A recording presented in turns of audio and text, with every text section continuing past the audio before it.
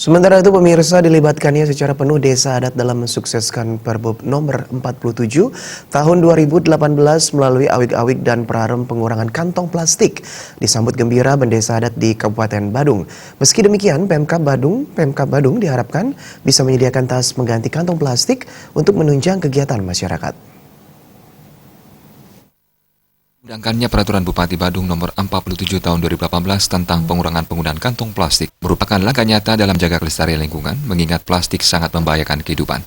Diharapkannya awik atau praram di desa adat mencantumkan pengurangan kantong plastik. Made Widiada yang juga Ketua Majelis Alit Desa Pekeraman Kecamatan Mengwi tentu disambut gembira.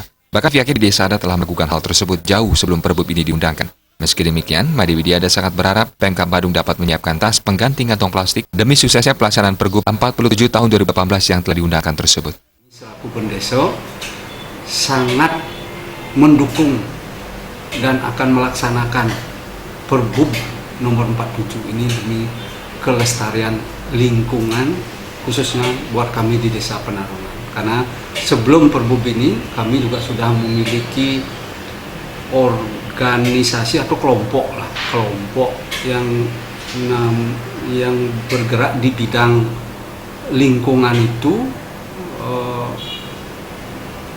yang sampai saat ini masih sedang sangat eksis.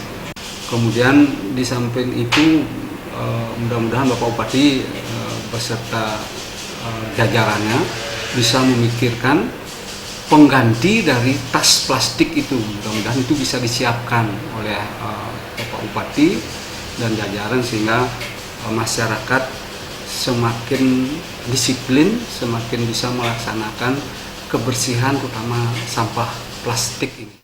Bendesa Adat Penarungan Bangwi, Made Widiada juga menjelaskan implementasi pengurangan penggunaan kantong plastik meski belum secara masif tetap disampaikan kepada masyarakat. Namun di Desa Penarungan, seusai melaksanakan persembayangan, Krama dimohon untuk langsung mengumpulkan sampah bekas sarana upakara untuk menjaga kebersihan dan kesucian pura, serta memudahkan dalam pemilahan sampah. Sufiatna, Bali TV.